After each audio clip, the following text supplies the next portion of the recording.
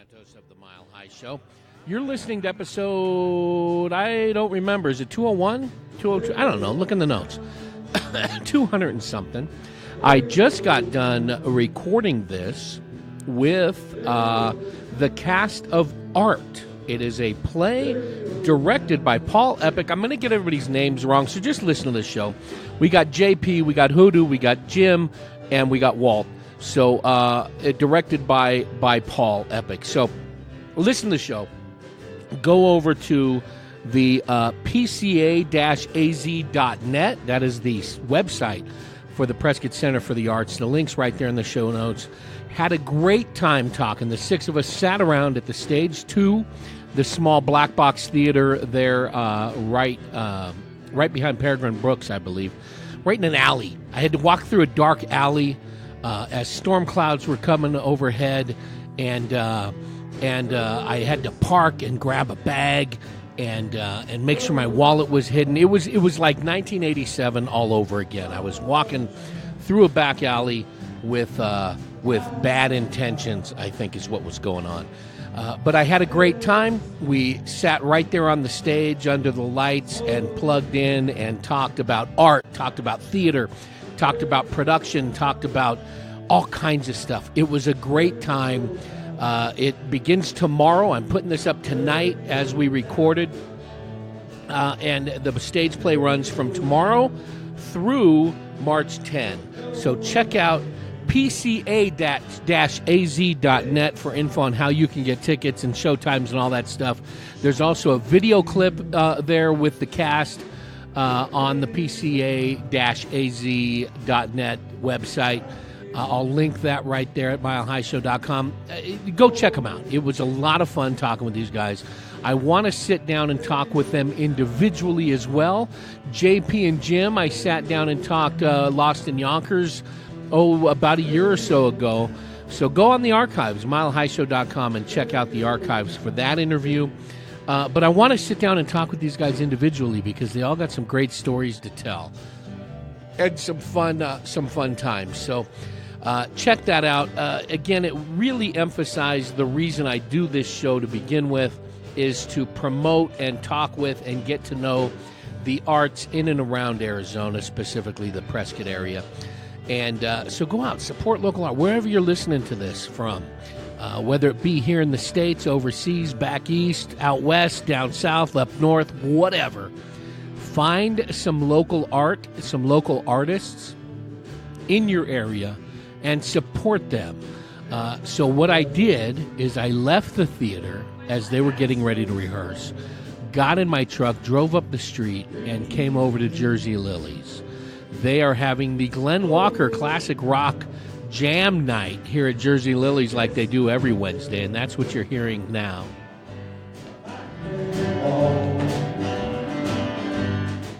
They are playing some music. They are local artists having a good time.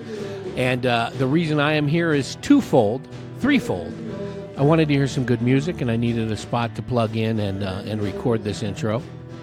And Jersey Lilies has great music. And I had to use the restroom, and they got a clean restroom. And the main reason, I think, is because Jersey Lilies, free popcorn. So I'm eating free popcorn while I listen to some good music.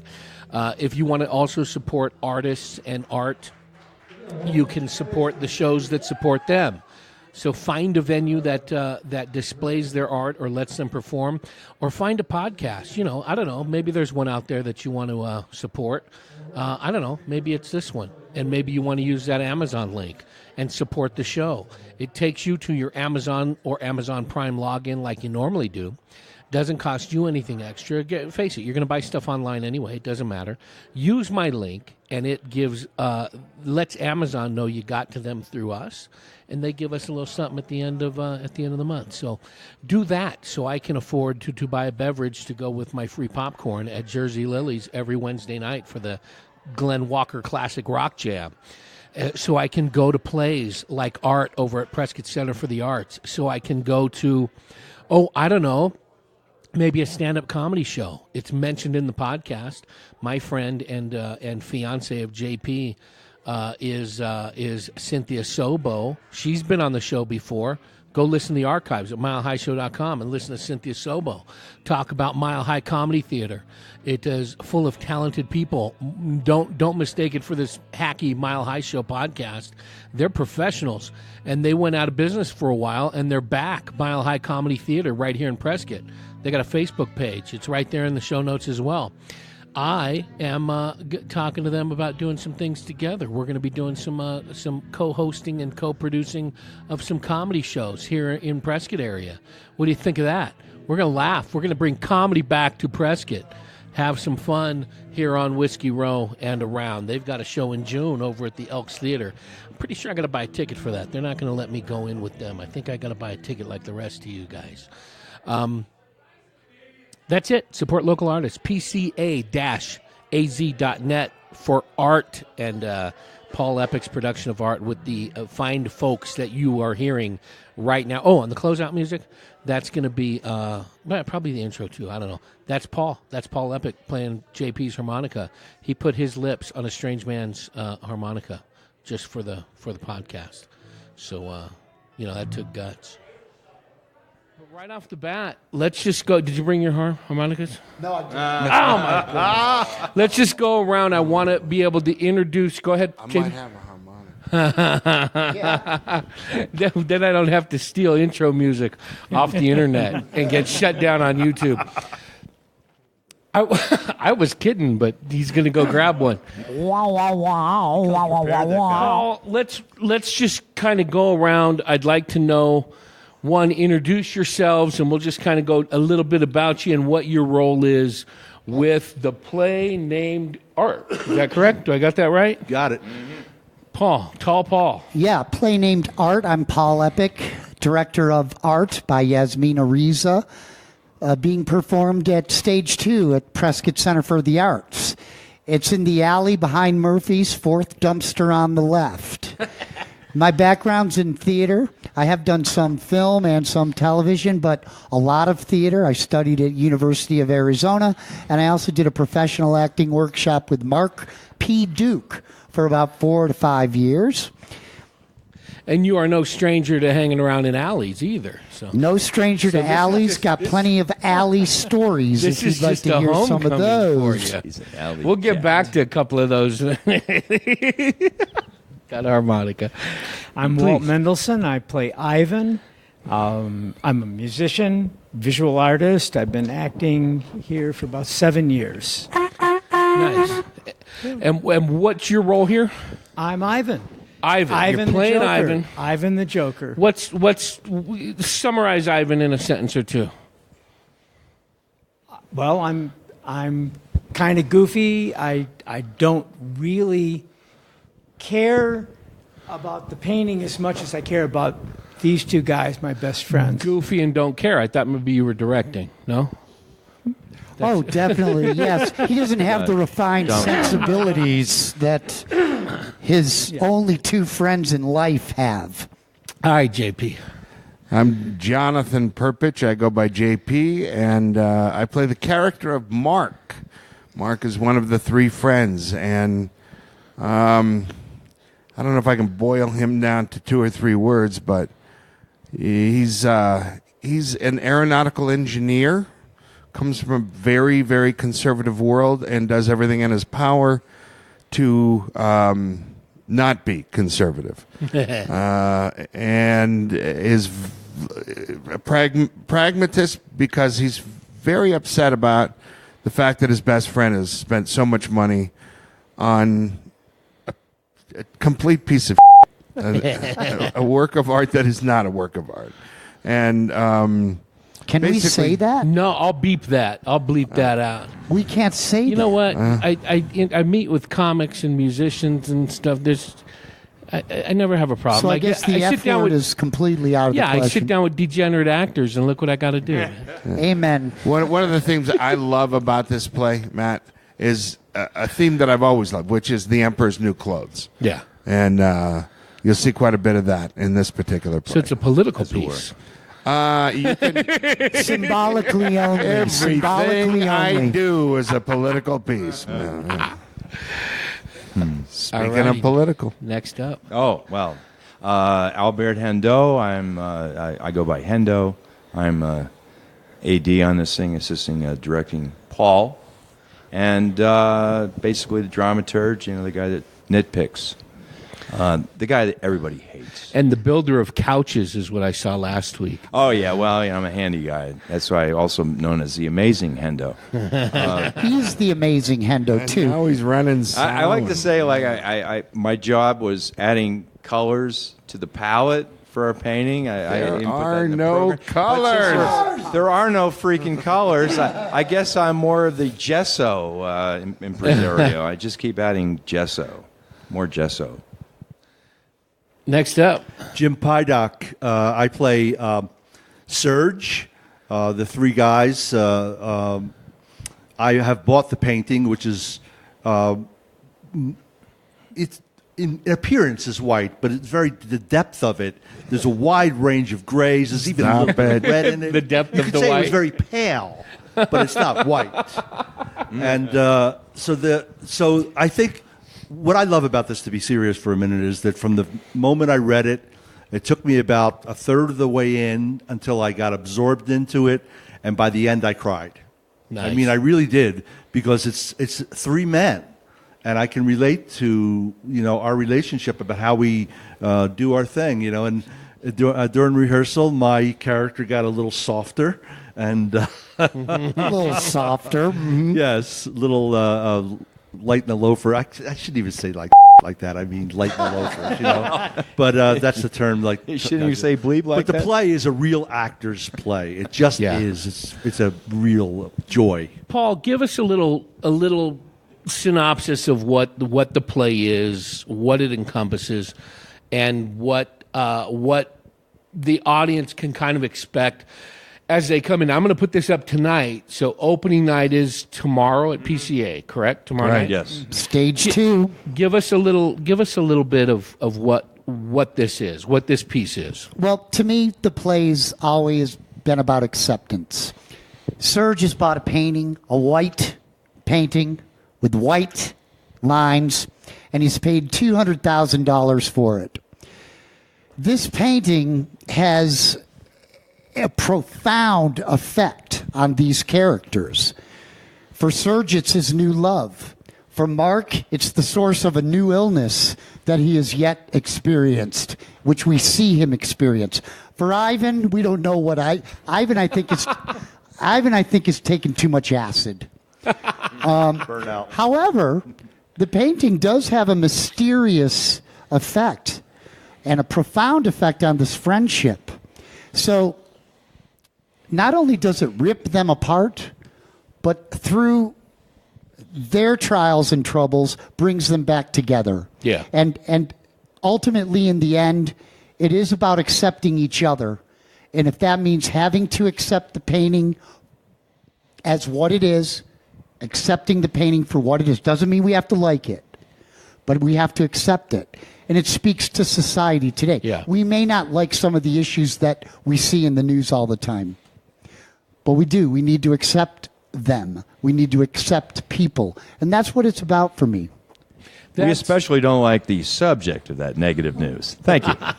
Well, and that you bring up an interesting point, because specifically this portion of Yavapai County, Prescott in general, can have so many different dynamics for politics, for art, for economic, social classes.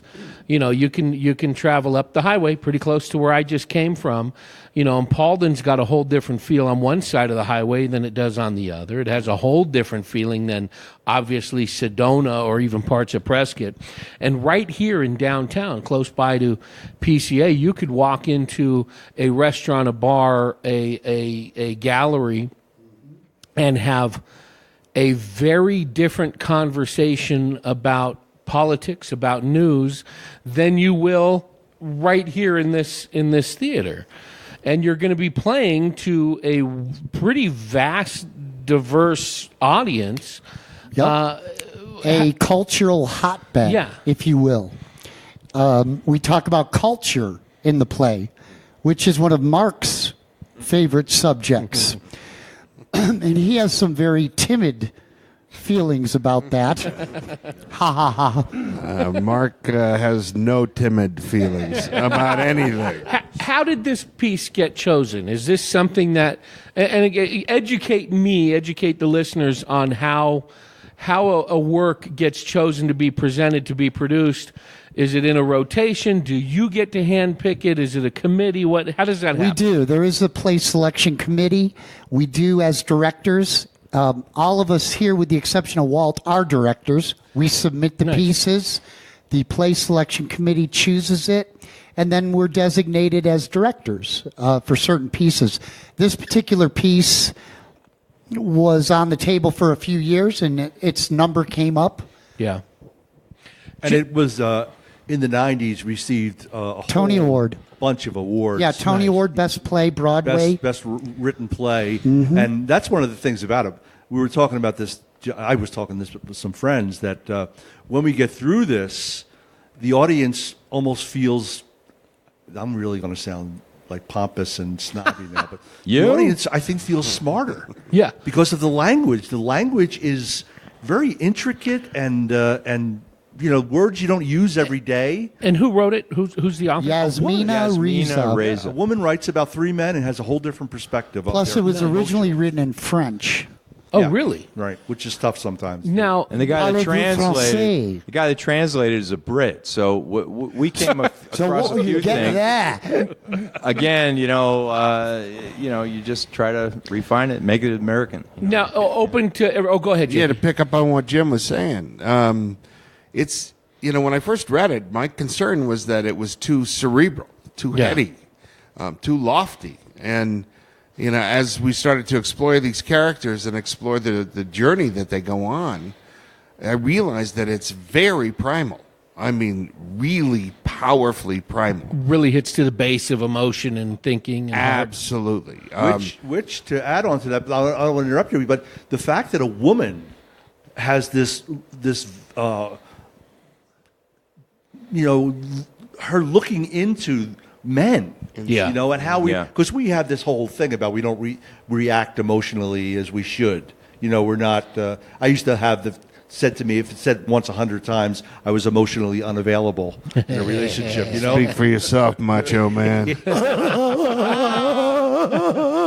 But I mean, a woman writing it was to me very interesting. Yeah. Sometimes you can watch, especially you go to TV, sitcoms, things of that nature. There's some great productions out there. There's some great programs, but I'm sure we've all seen where you could tell if it's an ethnic show, with a specific ethnic group as the main characters. You can almost tell somebody outside that group wrote it. You can almost see where it's a woman character, and you go just by the dialogue. Most likely a man wrote that, or the other way around. Interesting. In comedy, you can almost see where the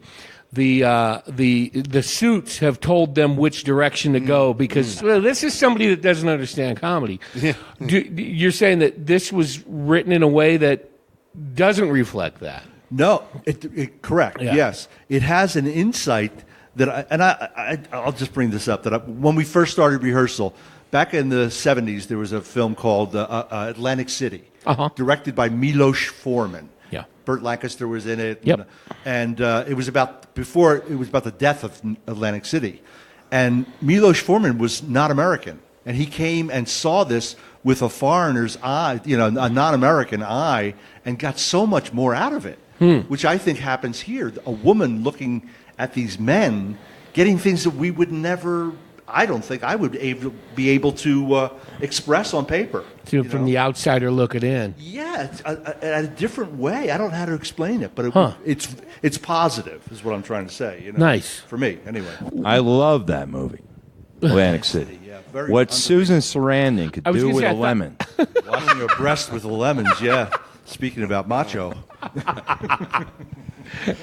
Speaking about dinosaurs. So, what was the process for you guys to get involved with this? Was this an audition process? Is it Always. you guys? Okay. Yeah. JP, why did you want to be part of this production? I had nothing better to do. Nothing better than so not much has changed since the last time we talked. Right. Do you get to wear a hat in this one? That's No, I wear some interesting things in this one. First of all, I love working with Paul. Absolutely love working with Paul. Pretend he's not here and keep talking about that. 'Cause it may change. Say, I'm right here. We got to do American Buffalo Yeah. a couple years ago, and Jim happened to be in that one as well. Walt was very much involved in that project as well. And so there was a really powerful energy. Jim and I talk a lot about that experience, and I may have even mentioned it to you on a couple of occasions. That, I think, was one of the most rewarding artistic journeys that I've ever been on. It was astounding. It was just... And I kept thinking, this is what they mean by it's about the process as opposed to the outcome or the result. And I'd hope to kind of recapture that a little bit. And so Paul mentioned that he was directing it. I asked him if there was a role that could have been appropriate for me. He said, yeah, absolutely. So I came to audition and saw that Jim had come to audition and thought, maybe we'll be able to do something similar to this again. And then Walt has added just this incredibly beautiful new energy to this thing. To see him here at the rehearsal space in the theater night after night, just supporting us when we were doing the other show, and now being a part of it and actually grinding through it together with us. And so that was part of it, Paul and the people involved. Then I read the script and I thought, man, this is different. There's something... stylistic about it. There's something art.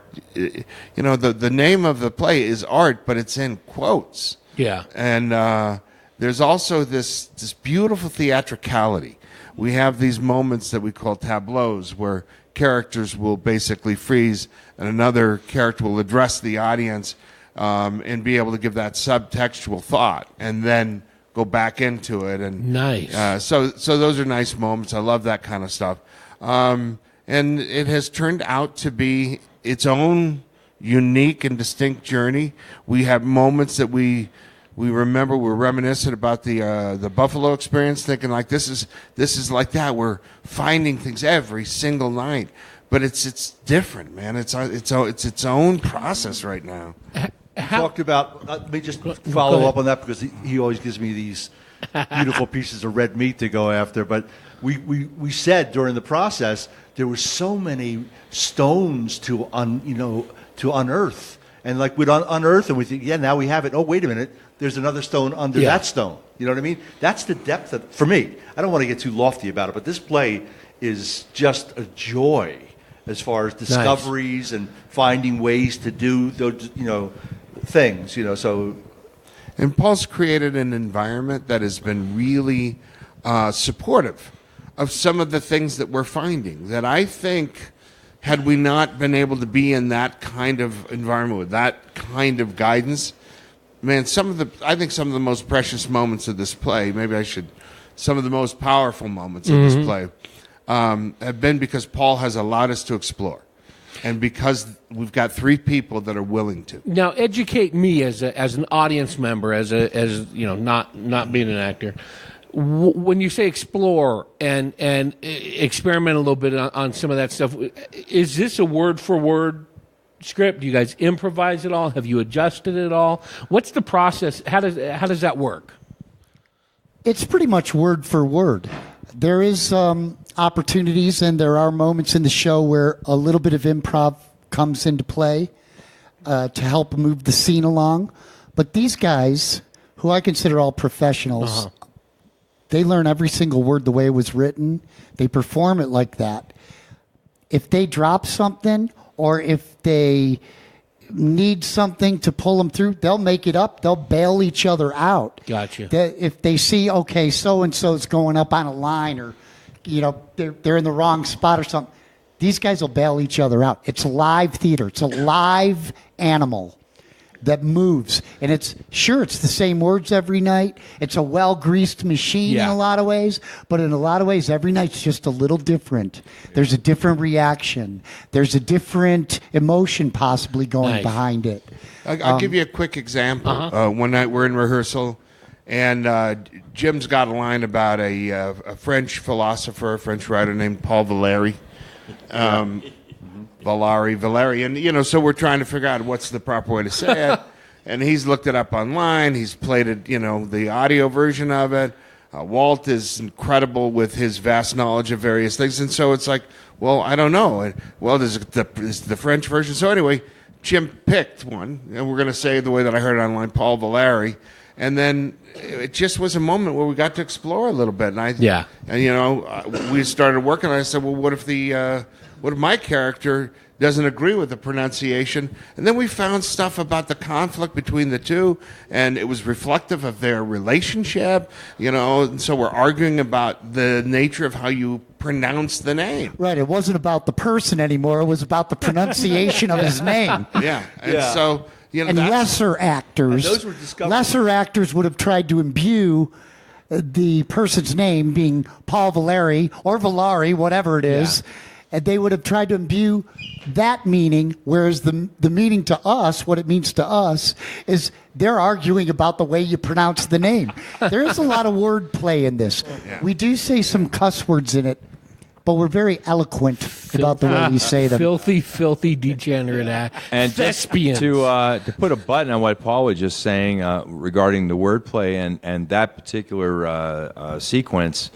it brings out the childish nature in these characters, and that's kind of a recurrent theme with, especially with this playwright. Another play she has written, God of Carnage, it also explores the childish tendencies of adults, and it's fun to watch, and the audience gets really caught up in it, and they can see themselves going through the same thing. And this previous scene, it is hilarious because they're arguing how to pronounce the damn guy's name. Walt, and I'm sorry if I'm getting this wrong. Walt, correct? Yeah. What do you hope the audience walks away with after viewing the production of art? What do you want? Is it you strictly just entertained? What do you want them thinking about? The joy of this play is that certainly it's been performed simply as entertainment. Uh-huh. And you go for the laughs, the lines are light, everybody has fun, everybody applauds and leaves. But what Paul got us to do is to really think about our backgrounds and the characters and what this means. And so what comes out is really two things. One is relational. What the three of us, what happens? This we go from perhaps complacency to an apocalypse because of a white square, and then we kind of make up. Although that's ambiguous, it's not completely clear. We probably will never be the same. But this is like all good relationships. The other thing I think that people would leave with, I hope, is the question, what is art? She could have put in a dog. My friend Serge just bought a dog. Mm-hmm. My friend Serge just bought a Ferrari. She not only made it a painting, but she put the word art in quotation marks. This is important. And so it's an interesting question. What is art? Now, clearly, Mark and JP don't like a white painting. But on the other hand, what Ivan keeps saying is if it makes him happy and he can afford it, if it's not hurting anybody. Now, Mark claims it's hurting him, but then there's the nub of the play. Interesting, because Jason Wheeler came in last night and said he went to an art exhibit in Phoenix at a gallery, and the display was a moving light, and he ranted and raved against it for about an hour afterwards. He's like, that's not art. I know, Jason. Then he just probably realized he was on the corner waiting for the light to change. He hadn't even got there yet. Got you, Jason. We love you. Back to one of your previous questions about the preparation for it. If it's just words and movement, from the script, that's something. But we sit and what we call table work, and other actors do it too. And we talk about the characters, as has been brought up here. And way in the beginning, Paul, the director, gave us this beautiful, I felt, jewel. And it was that the three of us, we mentioned that we've been friends for 15 years. And what Paul came up with, and we fleshed out a little bit, was that the three of us met at an asylum. You know, we were all three committed for different reasons to this asylum. Various types of nervous breakdowns. Nervous breakdowns, you know, whatever it is. And so all through the play, for us, the audience may not even see it or understand it or get it. That but we're backstory. taking care of each other and checking. We're always checking. Is he okay? Is he all right? You think he's okay? You know what I mean? So we're always, and that's, we go right there. I go right there in my head as an actor. Like, And that's why I was saying it's not, we've taken other than entertainment. Correct. By Yeah. giving it those emotions. Yeah. So I it's mean, I think loaded. people Nice. last night saw you guys fighting, and it was, They felt it. Yeah. It's oftentimes not what's seen on the page Or in the said. script. yeah. Or the stage directions. What it is it's the unseen story underneath it all that drives their individual characters. So you want me to give you my 2-minute acting class? Yeah, go. All right. I may need it when I get home if I'm late. Yeah. So this is one thing that they're talking about as far as how we approach this, and that's why I love the core of this group, the willingness to. I practice what are called the 3 I's. The first thing we do is we investigate, as if I were a news reporter. I take a look at what is on the page. What does the writer tell me about my character? I write it all down. And then the next thing is inference. What is implied about my character? I write that information down. And that maybe I play a character who's 60 years old, you know, and a writer that gives me a ton of information about a character. Last of the Red Hat Lovers is a good example. Neil Simon. There's a lot of information about that character, about Barney. But and then what you're left with, by the way, even if they give you a ton of information, are years and years and years of actual human development that you don't know. What happened when he was 43 and a half? What happened when he was 7 years old? So that third thing is imagination, where we start to begin to do the work that they've just described. We fill in those blanks by talking about who they are to each other, right? What's happened in their lives, what shaped them. And so I get to do that with these guys, and that's why I think it's a 3-dimensional. We have characters that actually have depth, and we have a show that actually has meaning behind it. So I don't want to forget where we are right now, because obviously you guys have all worked with the other theater as well, the main stage. yeah, Beautiful sets. You know, it's small, but it's, you know, you've got scenery, you've got a great theater in there. I walked in here for the very first time and the other day, last week, and was captivated by the feel of this place, how intimate it is. Talk a little bit, open to all of you, about the differences between working on a large stage, JP, on a television set where I know you've been on movie sets, all the way down to this tiny little spot. And if we can, let's start with Paul, because I know you've performed. I know you more from the music scene in this area.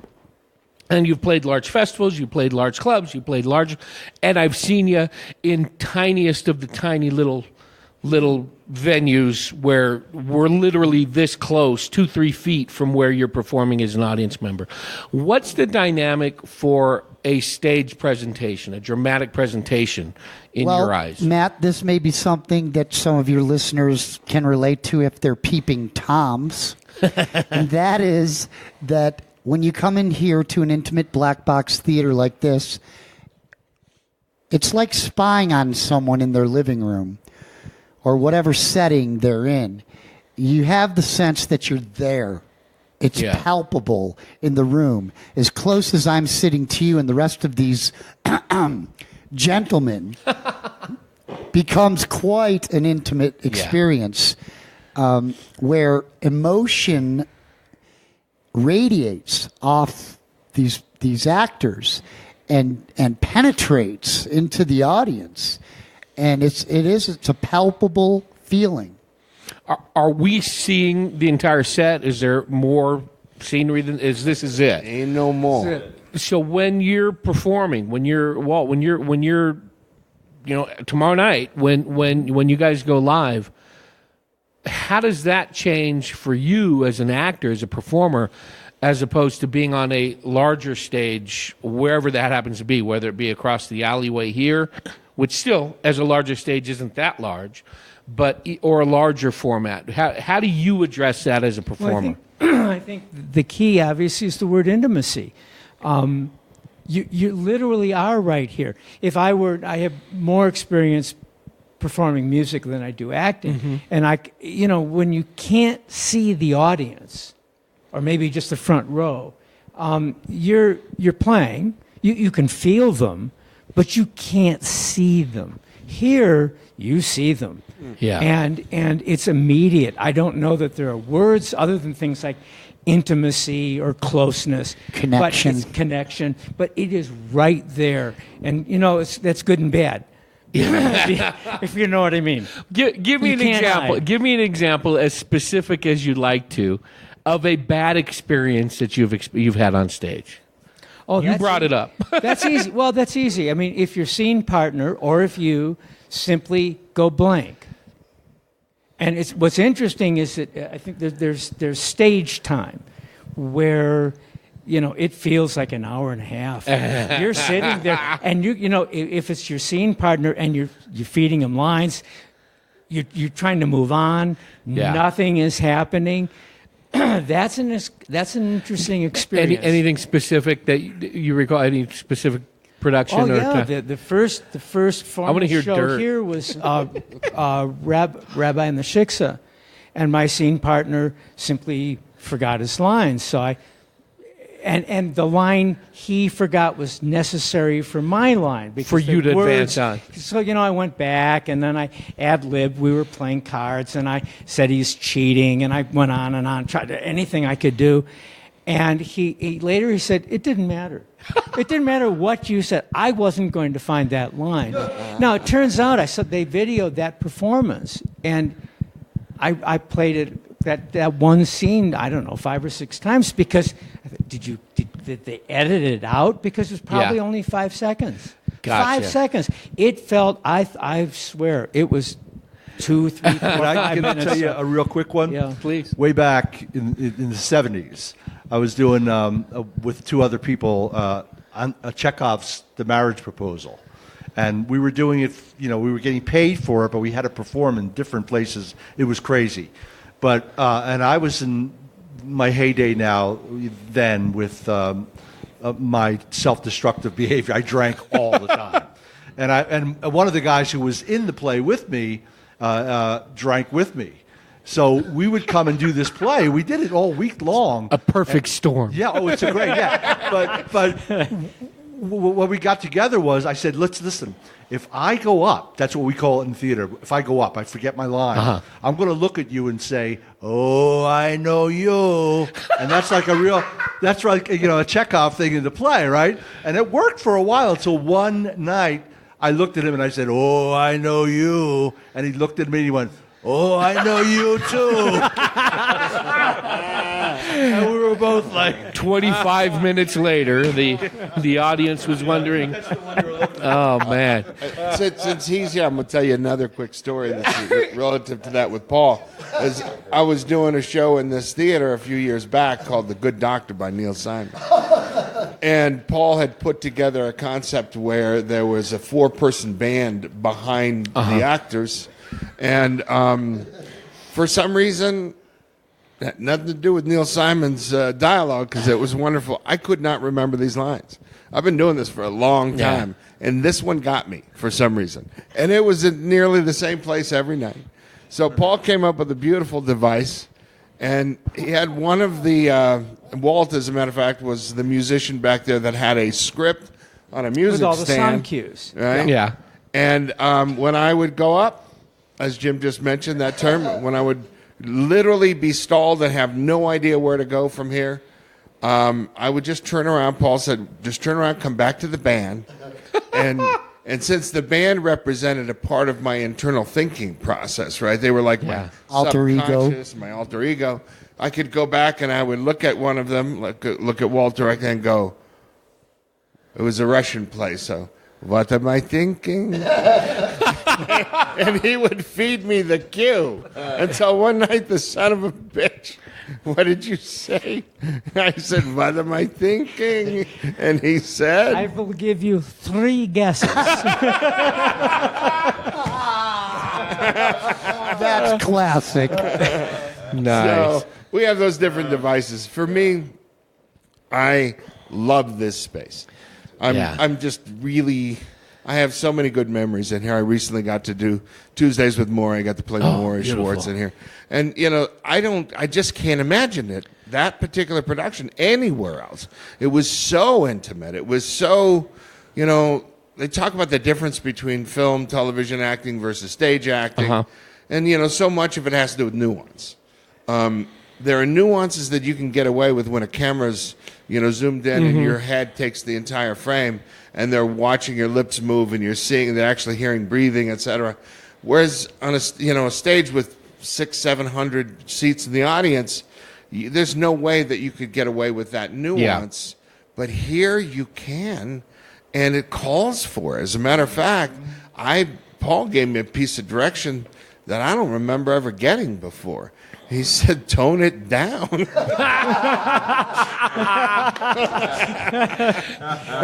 Now, through the course of my career, I've photographed. Photography is my bread and butter. I've done huge arena shows, music-wise. I've done small studio stuff. For me, there's nothing like an audience member to being in a tiny little club or a coffee shop, seeing a little combo playing or something like that. What do you guys prefer, or is there a preference? Or is it just great no matter where you're performing to be doing something like JP, like you've done for television, for movies, or a larger stage, or the small, intimate little black boxes like this? Do you guys have a preference? Let me just say real quickly about, and I want to give this to Hendo because he's not had a chance to talk much of this thing, but if we go for film and stage, we can get a wrestler, to do a scene in a film because they'll do 85 takes of one line. You know what I mean? We, in this play, not to pat us on the back, but we come out here and we don't stop. It's a one-shot It goes deal. for 1 hour and 40 minutes of straight through. No break, no 136. halftime, no nothing. I was going to say, I heard it was like 148, but you shaved off 4 minutes. Yeah, we shaved. Yeah, pick up the pace. But I mean, we don't go 136. anywhere to look at lines or anything. We're That's the word. 136. Yeah, that's Last the night, word on the 136. street. Yeah, we brought it down. Hendo got us to shave it down. Yeah. So that immediate gratification of having that interaction or that observation of the audience to you is really, really what Let me give fires you you up. a specific. Back other in the night- 70s. to this play. I This heard play. about that This decade on the particular History play. Channel. There's a scene with the three of us on stage, and I'm not even looking at them, and they're talking about me, and I turn to listen to them, and Mark is asking Ivan how he feels about the painting. And I turn and look at them, and I'm in that scene, even though I'm not saying anything. Yeah. And last night I could feel the audience respond to my turn. You know what I mean? So Nice. the intimacy is there. You know what I mean? They had the scene. I'm not even in it. I turn and I could feel them. See Nice. me react to it. So it was beautiful. Great acting experience. For me anyway. It's a wonderful thing to see. I mean, I've been every day of rehearsal with these guys and every night of performance, and I'm still laughing. And and it's a genuine laugh. It is. It is a And genuine- Hendo, It's for the right by reason. the way, Hendo, to toot his horn a little bit, he comes from the L.A. area, and he's got a resume as long as impressive as Jim and JP here. Put together, probably. And he's a future director for the organization for Prescott Nice. Center for the Arts. He should be directing as soon as summer or shortly after. And what an incredible addition to this play he has Here, been. here. Are you? Ran his own theater for 23 years in L.A. Oh, nice, nice. Do you have a preference, drama, comedy, or just a good piece? Actually, yeah, the latter or the latest you said. Latter's always one of two, isn't it? Anyway, yeah, the last one. It really doesn't matter if it's drama or comedy, as long as it has some bite to it. It says something. It's well written. Gives the opportunity for you to get some great actors. Sure. A very cynical director I worked under one time. He was telling one day after rehearsal, he was saying 90% of directing is casting. So I asked him what the other 10% was. He said recasting. and there's the door. and it's actually true. 90% is the casting, because these guys, the roles fit these guys like a glove. I mean, that, now it's not to say that when you read this play, you can see Jim as Serge and JP as Mark and Walton as Ivan, but these guys have molded these things, and you look at them and within just a couple of minutes of the play and hearing these actors speak, you know what these guys are all about. And that's just that obviously is very good directing, but it's also spot on casting. Nice. Kind of a little off. Well, no, not off topic. It's within topic. You all have mentioned the way that art is in quotation marks. Expand on that a little bit. What does that mean? What does that mean to you? Well, I think if it were just art with no quotation marks, then fairly easily you could have had that substitution. It could have been a car, could have been a dog, could have been a girlfriend, could have been whatever. Could have been Arthur. Yeah, could have been Arthur. But I think behind the stage at the Honeymooners. Yeah. But I think the playwright is telling us this is about art as much as it's about people. It's about art. And my understanding is that Risa, the playwright, is a visual artist as well. So this would be something dear to her heart. Because it is a serious question. Is a white painting art? And, the interesting thing is we have that conversation almost every rehearsal. It usually starts as a joke, but then we start talking about it because it is an important question. Art, if you take it more generally, is theater. It's visual arts. Yeah. It's a lot of stuff. What else in our lives? What do you do when you go home? I will read a book. That's art. Yeah. Photography. That's art. Turn on the TV. You watch art. So it's a big part of our lives. You guys are all artists in different mediums, all of you in multiple mediums. As an artist, as a creator, what have you created that was not generally accepted as art? Was there something that shocked you that you were part of or that you performed that people just didn't get or didn't understand? I'd say my many appearances on the Gong Show. I used to dance on bar tables for tips and drinks. Sorry, the producers liked me enough. They kept bringing me back because they knew I'd be Gong. So at least it was. We need to. I need to know. I need to know a little bit about this. Give me some background. I had this character I came up with. This comic, like a really bad lounge comic, Slats Mahone. And I had this emphysemic laugh I'd punch every joke with. Went something like this. Hope I don't blow your microphone out.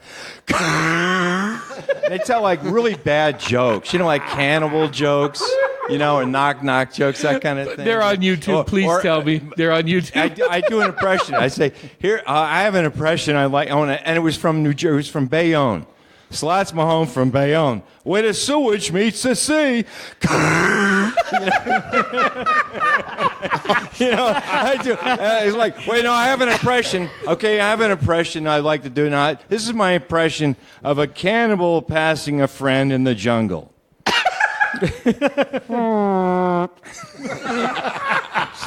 You know what? Bring Slats back. He could get a Netflix special. Yeah, so Well, welcome to Prescott. Get your own show here. Man. JP, what about you? I just wanted to pick up on the quotation thing. You know, when I think about it, when I really started to, Walt brought it up. Why do you think it has quotation marks? He got us to be thinking about it one night at rehearsal. And for me, it's about perception, right? Imagine somebody's just saying a sentence like, "Oh, that guy's a very generous guy," but then you've heard people talk, and then they do the air quotes. Yeah. He's a very generous guy.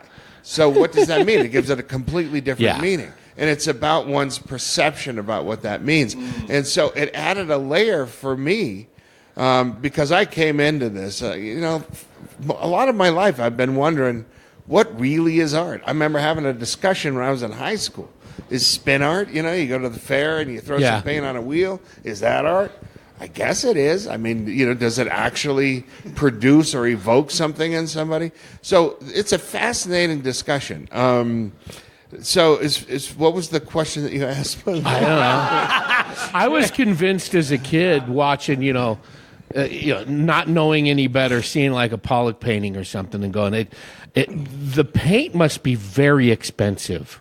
That must be a very high quality piece of canvas. Just not understanding, having no appreciation. So is there anything that, JP, that you've been involved with that you were with, television production series, whatever, that you just thought this is it. This is the one, and then it was not. It got panned. Yeah, it reminds me of. We were doing some experimental work when I was in Los Angeles. I used to do a lot lot work as well. You and me both. I was an unlicensed pharmacist through most of the 80s. Nice. Yeah, I was practicing amateur gynecology myself. But, That's taking us long down a dark tunnel. yeah, very long road, my friend. But So, and we were this little small theater, and we thought pretty highly of ourselves. And so we were thinking about the senses, right? That when you do a play, you use the basic two senses, your sight and your ears, right? Your hearing. And I'm thinking, well, there are three others. So we had heard about, some kind of smell-o-vision thing. So we thought that we would do a little research on scents that would evoke certain emotions. And so we actually got oils, right, that produced a particular scent that was supposedly, case studies of how it would, evoke this particular emotion. And it just made people sick. very good idea if you're doing a play about a chef. Right. Not so good if you're doing a Western. Yeah. That was a big bomb, seriously, because we thought we were going to just take him on this ride, man. Yeah. Paul, what's the worst thing you ever hung on your wall? Don't say headshot. Probably has to do with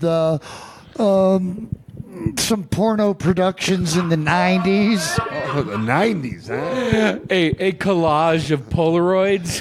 Well, I was kind of or like self-portraits. I was kind of like a recruiter, director, producer, actor, videographer. Let's hope that house burned down. Purveyor. And his quote to fame was, "Looks like a penis, only smaller."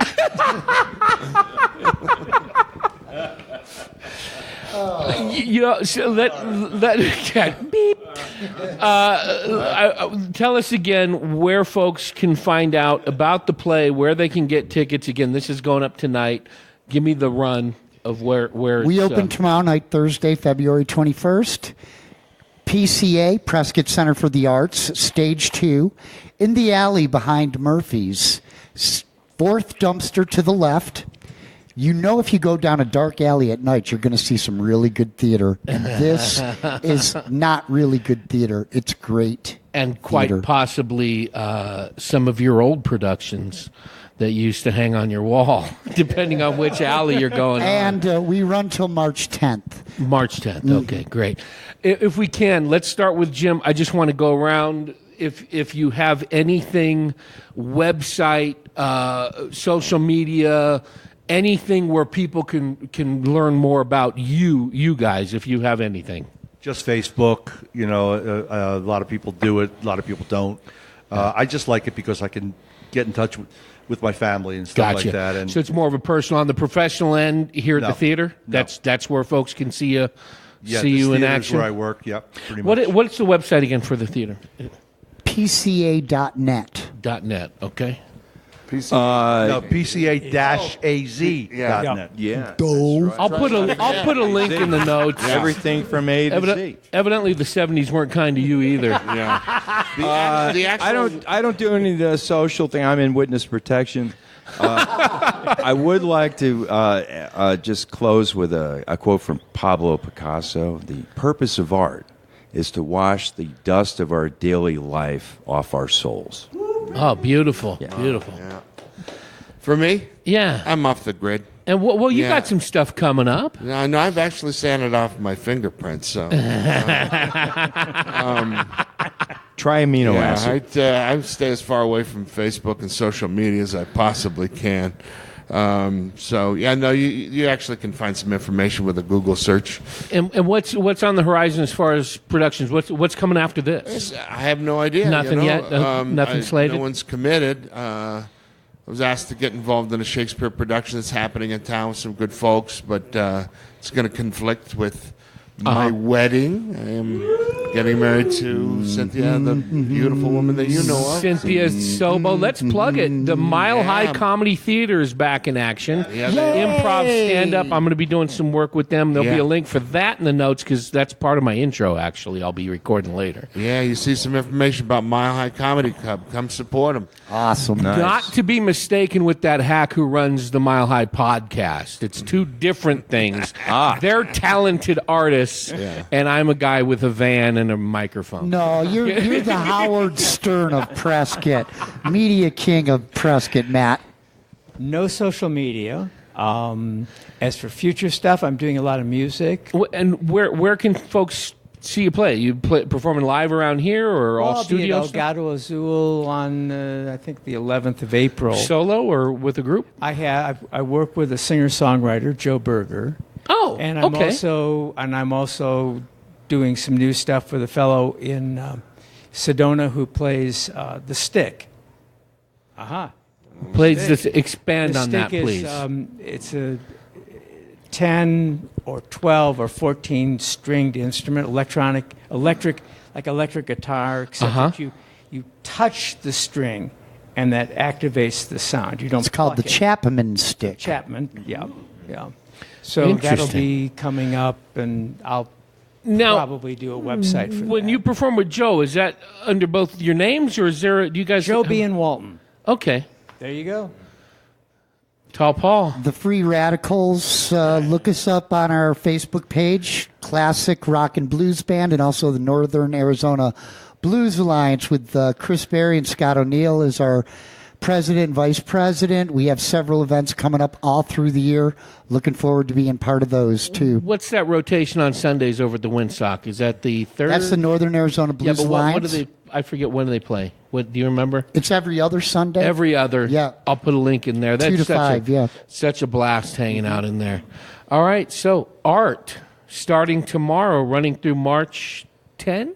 March 10th, yep. March 10 at PCA, whatever that website is that's on the link below. PCA-AZ.net. Now, this theater, Nice. the small box theater, the stage 2 in the Black alley. box, we call it. Black box. When I walked in the other day, just walking in, seeing the light rack, the chairs, the intimacy here, you can feel some energy in this place. So, but nothing takes away also from the main stage. I love walking in there. The way that stage is set up, watching some productions. Lost in Yonkers was incredible. A year or two ago, the production of Fiddler just blew me away. How, again, in such a small space, to give you that huge feeling of that village was so great. Albert Einstein said that art is having one hand in the universe and one hand in the world and becoming a conduit to both. And that's Beautiful. what these guys are in this play. They're a conduit to both worlds. And in the audio arts, my wife tells me on a daily basis, put that microphone away. I'm tired of hearing you talk. Gentlemen, thank you for sitting down and taking some time. I, again, Thank you. apologize for being late. You guys got some rehearsal to get to. Thank you, Matt. What a joy this was. Thank you. Thank you very you. much. Appreciate Thank it, you. Matt. Good to see you.